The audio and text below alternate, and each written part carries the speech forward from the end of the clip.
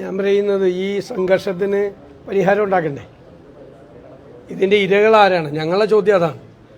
നിസാരമായ കാര്യത്തിൻ്റെ പേരിൽ എല്ലാ സർവകലാശാലകളിലും സംഘർഷമാണ്. കേരളത്തിലെ 13 യൂണിവേഴ്സിറ്റികളിൽ 12 യൂണിവേഴ്സിറ്റികളിൽ വൈസ് ചാൻസലർമാരില്ല. കഴിഞ്ഞ ദിവസം SFI കാട്ടിയ ആഭാസം എന്താണ്? ഗവർണർക്കെതിരായ സമരം ചെയ്യാൻ യൂണിവേഴ്സിറ്റി ജീവനക്കാരെ മർദ്ദിക്കുകയും യൂണിവേഴ്സിറ്റിയിൽ വന്ന കുട്ടികളെ മർദ്ദിക്കുകയും ചെയ്യുന്ന പരിപാടിയാണ് ചെയ്യുന്നത്. ഉന്നത വിദ്യാഭ്യാസ രംഗം ആകെ കുളമായിരിക്കുക.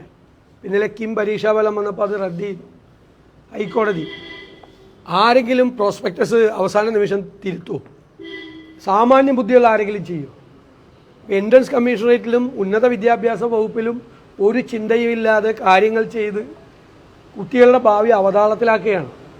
കേരളത്തിലെ ഉന്നത വിദ്യാഭ്യാസ രംഗം പ്രത്യേകിച്ച് ബ്രെയിൻ ഡ്രെയിൻ നേരിടുന്ന കാലഘട്ടത്തിൽ കുട്ടികൾ വിദേശ സർവകലാശാലയിലേക്ക് പഠിക്കാൻ പോകാനുള്ള ഒരു ട്രെൻഡ് നിലനിൽക്കുന്നൊരു കാലഘട്ടത്തിൽ ഈ സർവകലാശാലകളിലെ സംഘർഷം കേരളത്തിലെ ഉന്നത വിദ്യാഭ്യാസ മേഖലയെ തകർക്കുകയും അതാണ് ചെയ്യുന്നത്.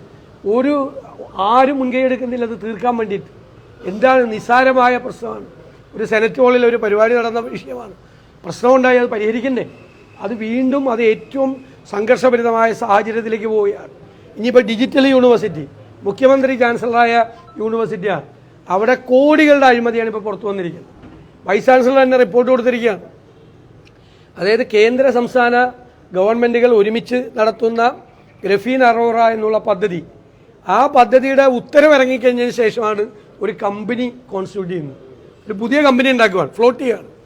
ഇതിനു വേണ്ടി ഇതിൻ്റെ കരാറെടുക്കുന്നതിന് വേണ്ടി ഉത്തരവ് ഇറങ്ങിക്കഴിഞ്ഞ് ഉണ്ടാക്കിയ ആ കമ്പനിക്ക് കരാർ കൊടുക്കുകയും നടപടിക്രമങ്ങൾ പൂർത്തിയാക്കുന്നതിന് മുമ്പ് അഡ്വാൻസ് കൊടുക്കുകയും ചെയ്യുകയാണ്.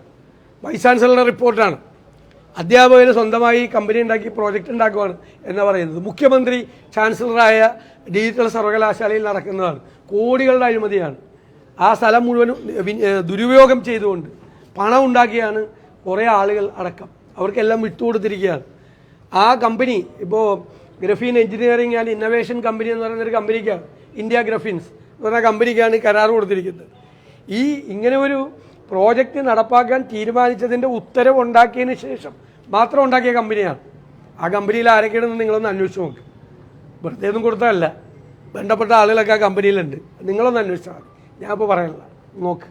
ഇതാണ് ഉന്നത വിദ്യാഭ്യാസ രംഗത്തെ സ്ഥിതി.